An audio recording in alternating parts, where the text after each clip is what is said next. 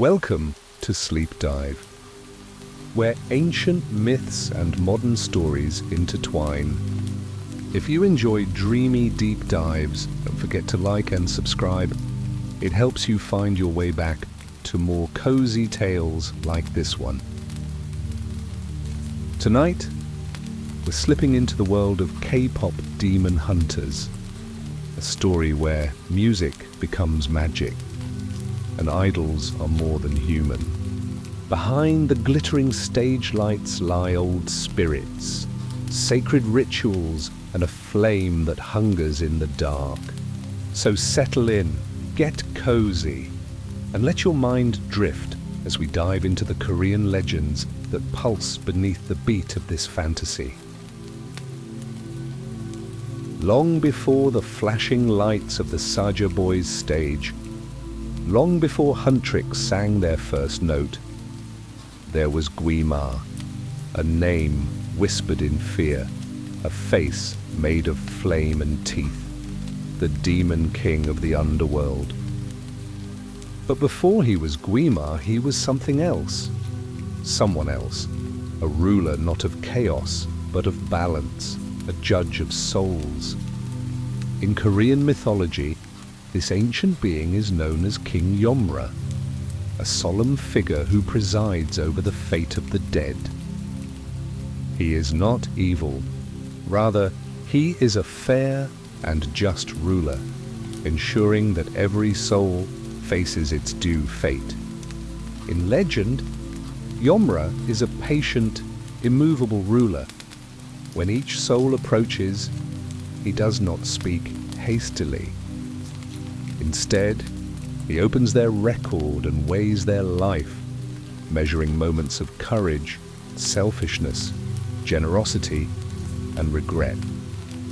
His decisions determine the path of every spirit.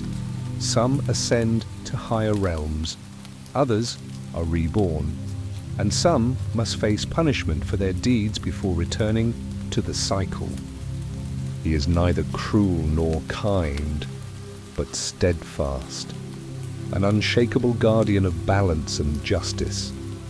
There is a legend that tells of a hero named Gangnam Doryong, who once journeyed to the underworld itself. Guided by courage and determination, Gangnam captured King Yeomra and brought him back to the mortal world. Rather than punishing him, Yeomra admired the young man's bravery. In reward, he named Gangnam the chief of the Jeoseung Saja, the spectral reapers who guide souls at their appointed time. This tale reflects Yeomra's nature, not as a tyrant, but as a judge who values honor and strength of character. He is often depicted as a dignified official in flowing robes, holding court with absolute composure. In him, death is not chaos or fear. It is order, balance, and inevitability. Yet, in the world of K-pop demon hunters, Yeomra's image is transformed. The once dignified sovereign becomes Gwi Ma, a demon king born of hunger and ambition. His form begins as nothing but violet fire, a jagged grin flickering in the dark, but with every soul he devours, the flame thickens, eyes, nostrils, and twisted features begin to emerge. More defined, more dangerous, until the mask of flame becomes a face, and that face hungers for the world. For centuries, Gwi Ma has battled the hunters. Each generation of hunters, 3 women whose voices together weave the Honmoon barrier, has defeated his legions, sending him back into the depths. His personality is as merciless as his ambition. Gwi Ma manipulates, bargains, and discards. Failed demons are incinerated in front of their peers, not out of necessity, but as a demonstration of power. His cruelty is methodical, punishment as a lesson, fear as a tool. He understands the weaknesses of desire, shame, and ambition, and exploits them all to ensure loyalty. It is in this way that he ensnares Jinnu, a once human singer who traded his soul for security. Gwi Ma gives Jinnu a magical voice, a gift that catapults him to a life of comfort, but condemns him to eternal servitude. It is Jinnu who proposes a new plan. Instead of brute force and endless battles, he suggests a modern solution. Form an idol group that can harvest souls by weaponizing worship. Millions of fans, devoted to their perfect idols, would unwittingly fuel Gwi Ma's resurrection. At first, Gwi Ma scoffs. How could songs and fandom achieve what centuries of demons could not? But then, he sees the power in the idea. Performance can be ritual. Devotion can be harnessed. And with each soul consumed, his flame grows, his form sharpens, and the barrier between worlds weakens.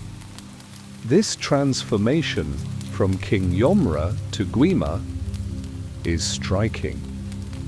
The benevolent king of balance becomes a predator, no longer weighing lives, but simply consuming them. And yet, Gwi Ma is more than just a villain. He is the story's looming shadow, a mythic force whose presence makes every small act of hope, every song, every sacrifice, shine brighter. His hunger is endless, his patience eternal. And as these Saja Boys take the stage, every note they sing brings him closer to the world he has sought to reclaim for centuries. Now that we've met Gwi Ma, the demon king whose hunger and ambition drive the story's darkest events, we turn to the ones who help carry out his plan. Not through brute force, but through beauty, music, and influence.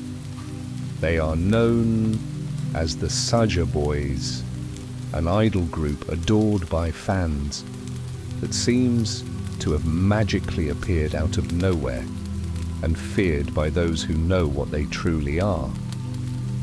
Their name is no coincidence. Earlier, we learned about the Jeoseung Saja, the quiet, black-robed figures in Korean mythology who guide souls to the afterlife, not villains, but solemn messengers of fate.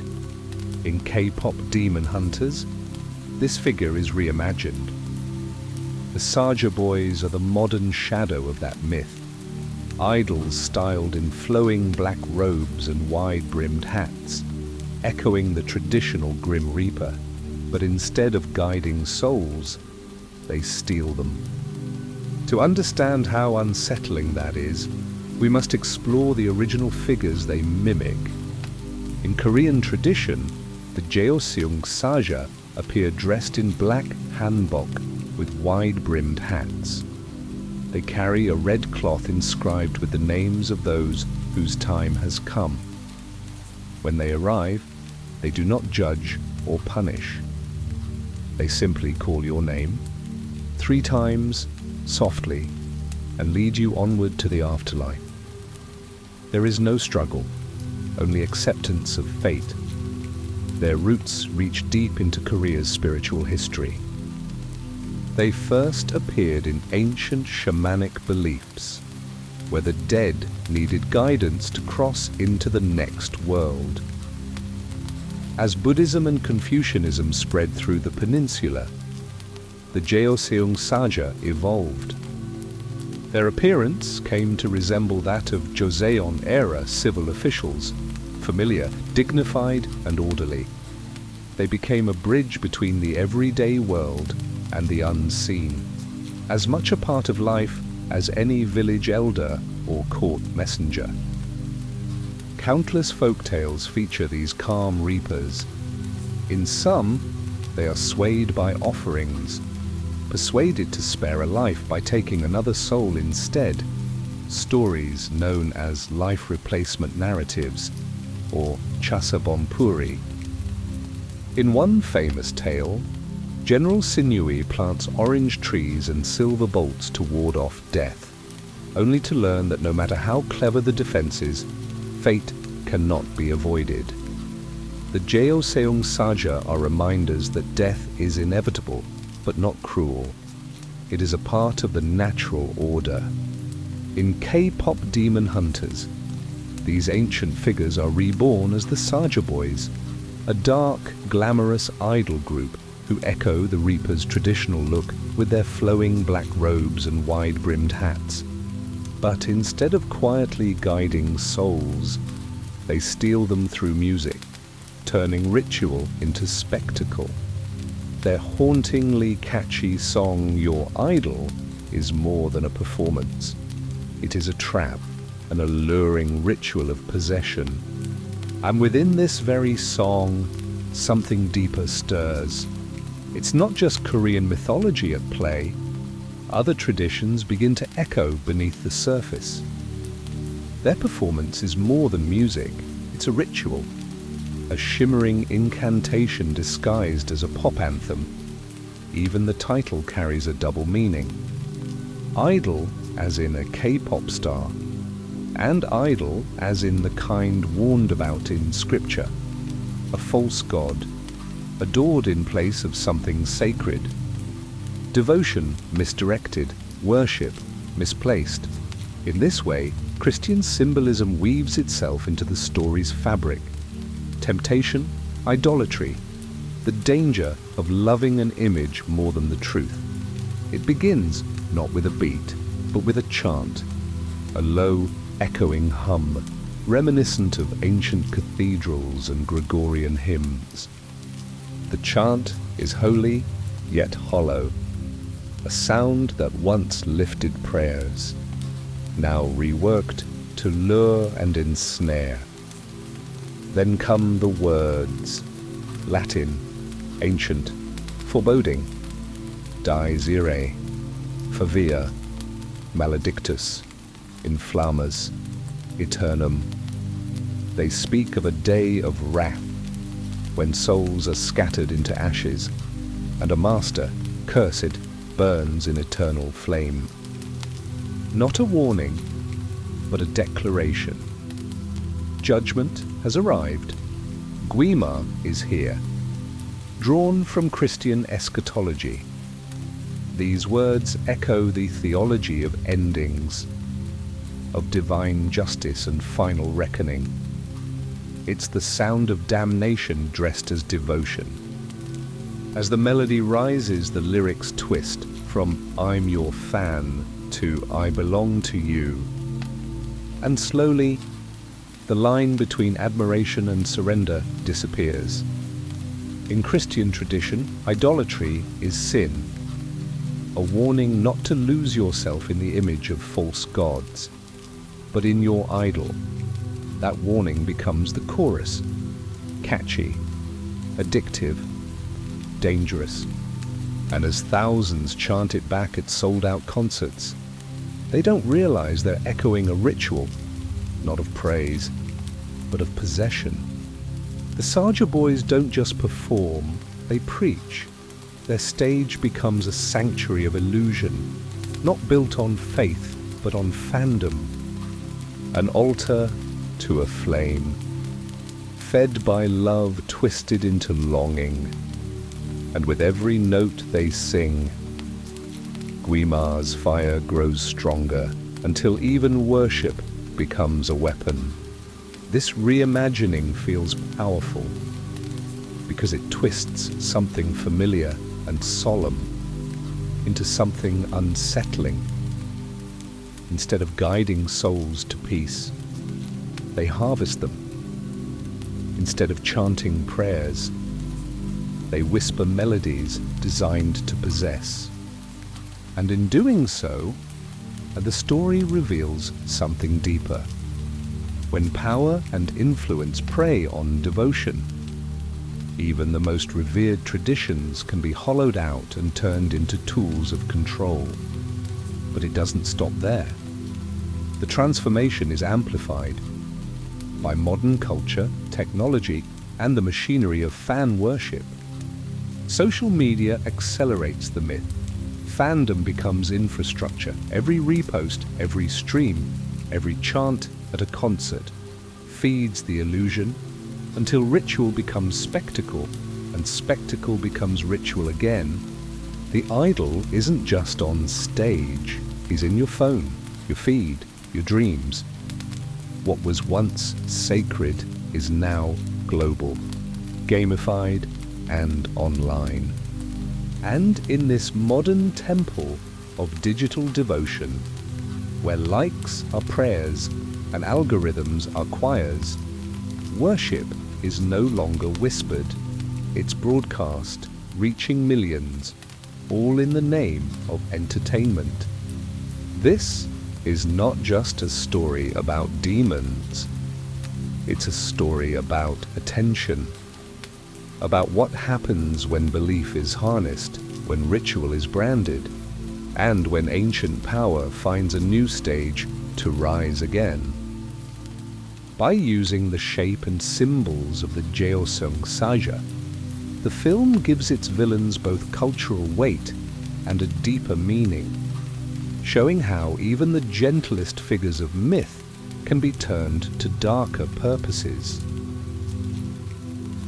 We've already met Gwi Ma, the demon king whose endless hunger drives the story's darkest events. And we've learned about the Saja Boys, his loyal yet indebted agents who lure souls to him through dazzling performances. But what is it they're truly trying to destroy? To understand the stakes, we need to talk about the Honmoon. Where did this idea come from, and why is it so important? In traditional Korean belief, shamans, called mudong, perform ceremonies known as gut. These rituals are vibrant and communal, filled with music, dance, and offerings. They serve as bridges between the world of spirits and humans, calling on divine powers to heal, guide, and protect. In some rites, shamans summon and then banish spirits, using talismans, rhythmic drumming, and chants to create a barrier against harmful forces. These protections are temporary, requiring renewal through repeated ceremonies, offerings, and ballads. From these ancient practices, the Honmoon was born in K-pop Demon Hunters. Its name blends two Korean words, Hon, meaning soul, and Moon, meaning door. Together, they form the image of a soul door, a gateway between the worlds of the living and the spirit realm. In the film, the Honmoon is a spiritual barrier, woven and renewed through music. It keeps Gwi Ma and his demons sealed away. But like the barriers of old gut rituals, it weakens if not maintained.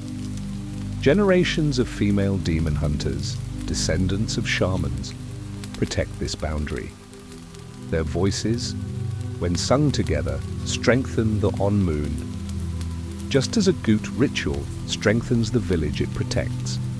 Rumi, Zoe, and Mira inherit this legacy, performing not just as idols, but as spiritual warriors.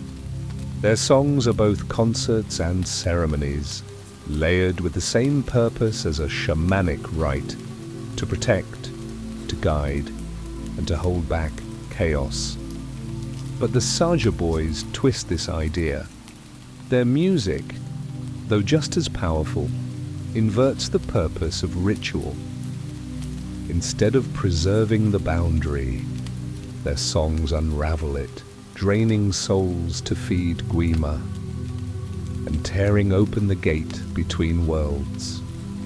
This is where the battle truly takes shape. Not just between good and evil, but between two visions of how power moves through culture. The Honmoon is one of the film's most striking elements because it reimagines tradition for a modern age, where shamans once drummed and chanted to cleanse a village. The hunters use microphones, choreography, and stadiums.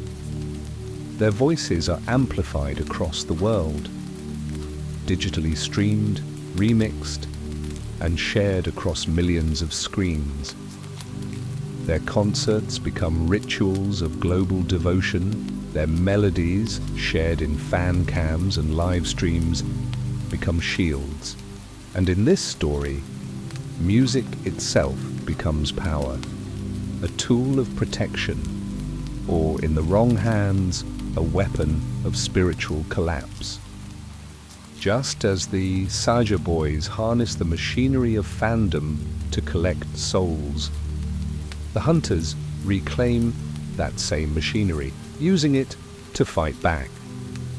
Each view, each voice, each song adds to the Honmoon's strength. The battle is ancient, the tools are new, and in K-pop Demon Hunters, even the algorithm becomes part of the war. Not all who serve Gwi Ma do so with grace and glamour. Some stumble, some snicker. Some wear their horns proudly and cause chaos just for fun. These are the Dokkaebi, his unruly henchmen drawn from an older magic. They don't seduce or sing. They sneak, spill, knock things over. And yet, they still carry souls back to their master. In ancient Korea, stories tell of the Dokkaebi, spirits not born from death, but from the lingering energy of forgotten objects. A broom left in the corner too long, a worn clay pot, an abandoned tool, all could, over time, absorb spiritual energy and transform. From these objects came curious, unpredictable beings. Dokkaebi wandered the night, half playful, half fearsome, moving between the human and spirit worlds with ease. They were tricksters by nature, delighting in small acts of mischief. A Dokkaebi might tug a hairpin loose from its place, creak a floorboard in an empty room, or tip over a teacup just to see if you would notice. Yet, for all their mischief, Dokkaebi were not evil. They were as quick to reward as they were to play tricks. In many tales, those who showed kindness or humility received treasures or protection. Those who acted with greed or cruelty, however, would find themselves punished, often in poetic or humorous ways. Wrestling matches were a favorite pastime of these spirits. Many stories tell of a Dokkaebi appearing to a traveler at night, challenging them to a match of serum. Though they were far stronger than any human, they sometimes had a weakness, a vulnerable side, a single leg, and if a clever human discovered this, he could win. Sometimes victory earned a magical gift, a Dokkaebi's bongmongi, a club that granted wishes when tapped to the ground. In one well-known folktale, a poor woodcutter stumbled into a Dokkaebi party. Frightened, he bit into a ginkgo nut to calm his nerves. The sharp crack startled the goblins, who scattered in fear. Left alone, the woodcutter claimed their magic club and found himself suddenly wealthy. A greedy neighbor, eager to copy him, tried to do the same, but failed to show kindness or humility. The Dokkaebi punished him instead, leaving him worse off than before. Dokkaebi are often described in many forms, some with horns, others with a single leg, still others with faces that shift between grotesque and comical. They carry magical tools, invisibility caps, rice bowls that never empty, or wish-granting clubs. In K-pop demon hunters, Dokkaebi take on a colourful new form. They are the bumbling demons that serve Gwi Ma, often seen in the background with their mismatched clothes, playful movements, and curious fascination with the human world. Though they are minions of the villain, they often provide comic relief. We see them struggling with ordinary human objects, like when one was pouring coffee into a potted plant. Their presence serves two purposes. They remind us of the chaos that swirls through Gwi Ma's world, but they also humanize it. Not every demon is cruel.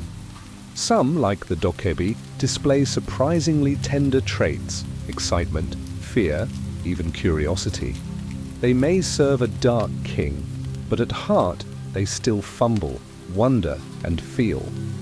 Even in a story about darkness, the Dokkaebi bring levity and charm, showing that mischief and innocence can exist even among the servants of a tyrant. Separate from the colourful Dokkaebi is a tiger demon affectionately known as Derpy.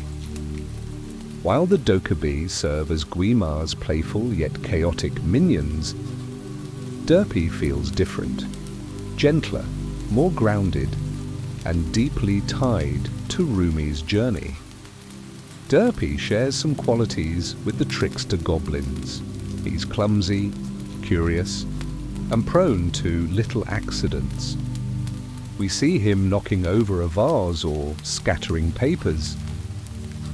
But unlike the true pranksters of old, Derpy always tries to set things right again. With his oversized paws and hesitant gestures, he nudges objects back into place, a quiet apology in motion. Each time he fixes what he's disrupted, it feels like he's saying, "I didn't mean any harm." These small, quiet acts become part of how he bonds with Rumi, offering a tender contrast to the mischief that surrounds them. In a world filled with deception, fear, and betrayal, Derpy stands out as a rare figure of simple loyalty. His character draws inspiration from Jak-ho Do, a beloved style of minhwa, Korean folk painting created by and for everyday people. In this tradition, tigers and magpies appear together in scenes full of satire and symbolism. The tiger, often portrayed with wide, silly eyes and a goofy grin, represents foolish or corrupt nobles. The Babo Harangi, or idiot tiger. The magpie, clever and observant, stands for the commoner, a figure of wit who mocks the tiger and speaks truth to power. This dynamic lives on in the film through Derpy and his companion Sussie. Jinu makes Derpy a nobleman's hat, a subtle nod to the Yangban class, the elites of old Korea. But Sussie, sharp-eyed and unbothered, constantly snatches the hat away, perching on his head with mischief and meaning. It's more than comedy. Each time Sussie takes the hat, the little magpie flips the power. The symbol of authority is taken from the clumsy tiger and placed, symbolically and literally, in the hands of the people. It is Sussie, the commoner, and not Derpy, the noble, who holds the upper ground. And later, it is Rumi and Jinu who inherit that power, choosing kindness and courage over fear and control. By pairing Derpy and Sussie, the film celebrates both cultural heritage and the idea that even the unlikeliest allies can become part of a hero's journey. But Derpy is more than comic relief. Through his loyalty, his kindness, and his willingness to help Rumi despite his flaws. He shows that even a demon can choose to grow and care. By letting Derpy stay close, Rumi has the opportunity to slowly make peace with a part of herself she once feared. Derpy is a demon, but he's gentle, loyal, and full of awkward charm. He's not perfect, but he tries, and Rumi never asks him to be anything else. Their companionship becomes something quiet and meaningful, a small reflection of her own journey, learning that being part demon doesn't make her dangerous or unworthy. It just makes her, her. Derpy offers her a chance to wonder if the parts she hides aren't flaws after all, but something she could accept.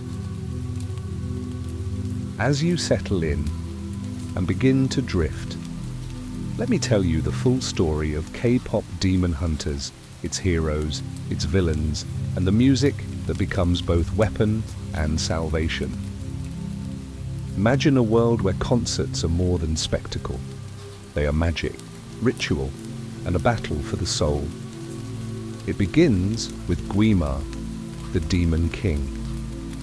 His form is a swirling violet flame, an enormous grin floating in the darkness.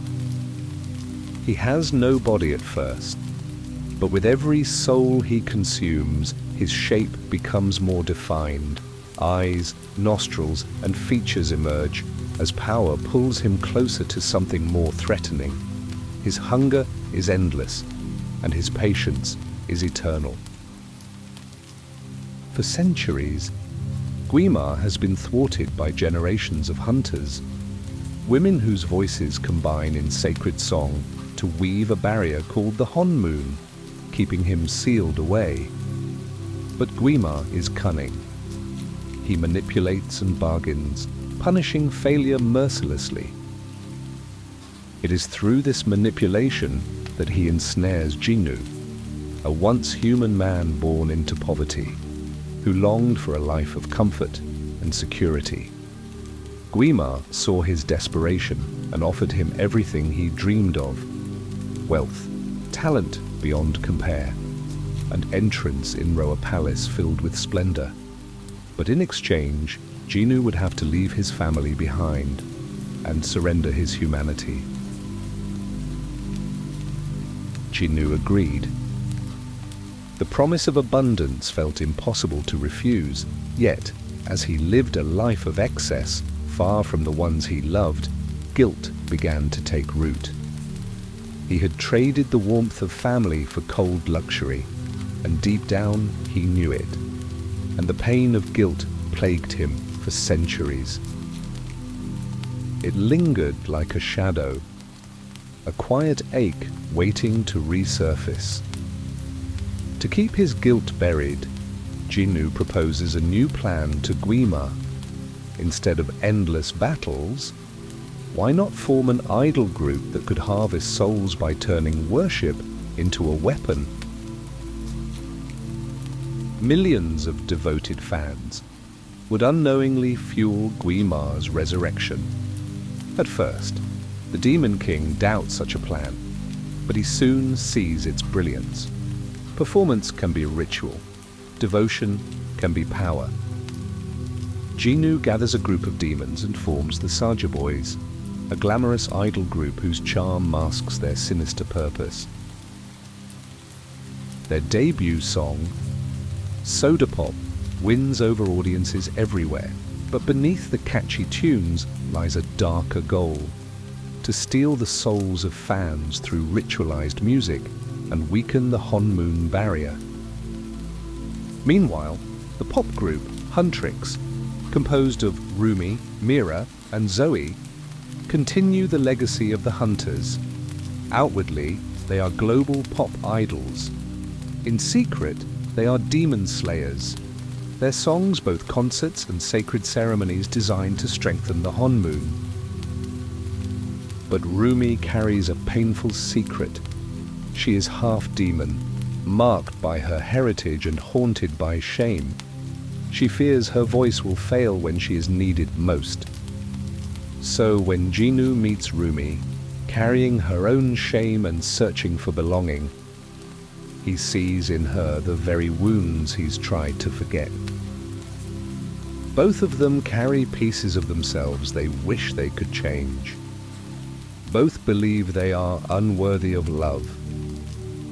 As the Saja Boys rise in fame, their sugary hit Soda Pop dominates the charts. A bubbly, irresistible anthem laced with something darker beneath the surface.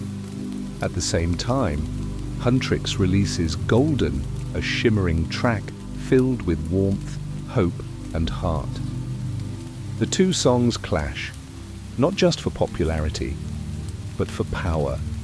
A battle of influence, fought in fan chants and streaming goals, leading up to the glittering spectacle of the Idol Awards. Behind the scenes, the stakes are even higher. For the Saja Boys, this final performance is no ordinary concert.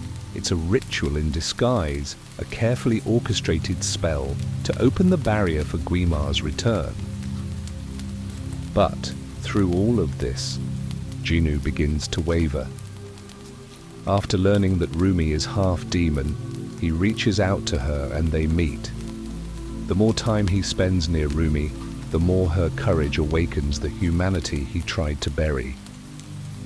She reminds him of the choices he made, the family he abandoned for a palace filled with empty excess, and the quiet, aching humanity he tried so hard to forget. Tensions rise within Huntrix as they record Takedown, a powerful but hateful anthem meant to expose the Saja Boys. Rumi hesitates, worried that the song's harsh lyrics go beyond condemning their enemies. As she sings, she can't help but internalize the words, wondering if they also condemn her own demon heritage, and whether someone like her truly deserves to exist. Rumi and Jinwoo share moments of honesty, finally acknowledging their mirrored guilt and shame. Out of that conversation comes a fragile hope, a plan to seal the Honmoon in a way that would protect the living world forever. If they succeed, the barrier would cut Gwi Ma off completely, leaving him trapped on the other side. Jinwoo would be free to remain among the living, no longer bound by Gwi Ma's reach or haunted by his control. It is a daring plan, one that offers Jinwoo a chance at redemption and Rumi the opportunity to claim her power without shame. But it would require all of them, Huntrix, Jinwoo, and their allies, to face the Demon King at the height of his strength. At the Idol Awards, Huntrix sings Golden, hoping to unite fans and complete the final barrier. But demons disguised as humans infiltrate the performance.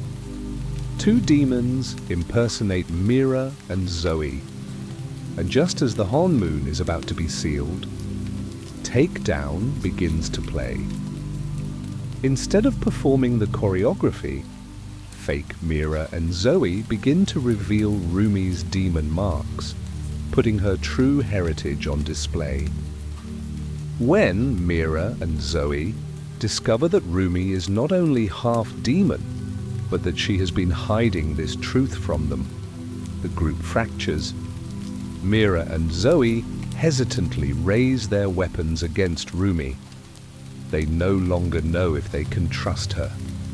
Rumi, confused and frantic, searches desperately for Jinwoo. But Jinwoo, still caught between fear and loyalty, has betrayed Rumi. He fears Gwi Ma's wrath and is desperate to cling to the security he bargained for. It is a heartbreaking moment. Rumi's trust is shattered, and Jinwoo's humanity feels more distant than ever. Gwi Ma seizes on this weakness, tightening his hold over Jinu with cruel reminders of the family he abandoned. This betrayal and Huntrix's disbandment give the Saja Boys power and influence. They cast a trance over the crowd, enthralling Mira, Zoe, and thousands of fans.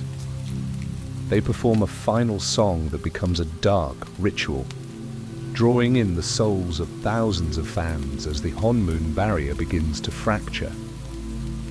Gwi Ma's flame roars to life, his body finally starting to take full form, no longer just a grinning mask in the dark, but a towering figure of jagged fire and shadow. Each soul consumed makes him more real, more unstoppable. Desperate and unraveling, Rumi turns to her mentor, Celine, the one who had always urged her to hide her demon blood. She pleads not for help, but for mercy, asking Celine to end her, so she won't bring ruin to the world. But Celine refuses, and yet she does not embrace her either. With quiet finality, she tells Rumi that she can only be fixed by completing the Honmoon, that her flaws must be concealed, not accepted. In that painful silence, Rumi finally sees the truth. Freedom will never come from Celine's approval. It can only begin with accepting herself. Rumi crashes the Saja Boys' final performance, singing a new song that pierces through the trance. Her song speaks of identity, shame, and the strength to accept yourself. Mira and Zoe awaken and join her in song, singing of their own faults and loudly proclaiming that they accept their imperfections. Together, Huntrix's harmony swells, and for a moment, their united voices begin to overpower the Saja Boys.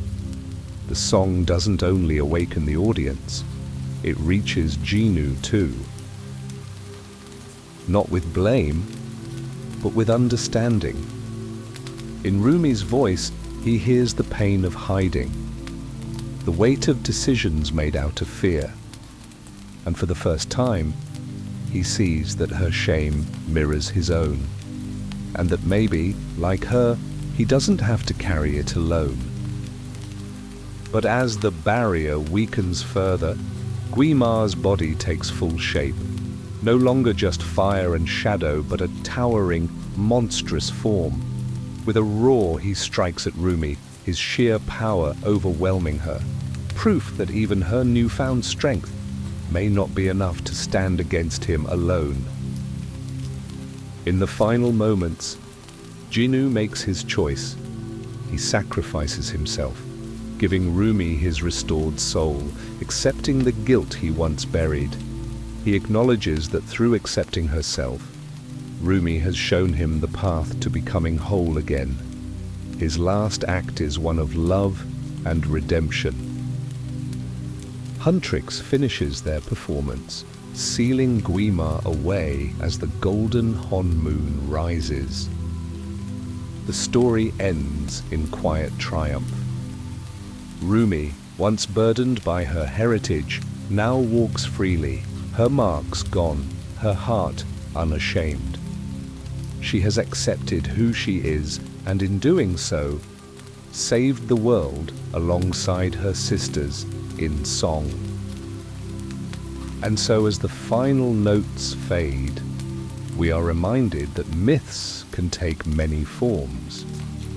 Sometimes they live in quiet villages and old rituals, and sometimes they shine in the lights of a concert stage, carried on voices powerful enough to protect the world. Let this story settle in as you drift off, knowing that in every shadow, light can grow, in every concealed mark, identity, and in every song, redemption.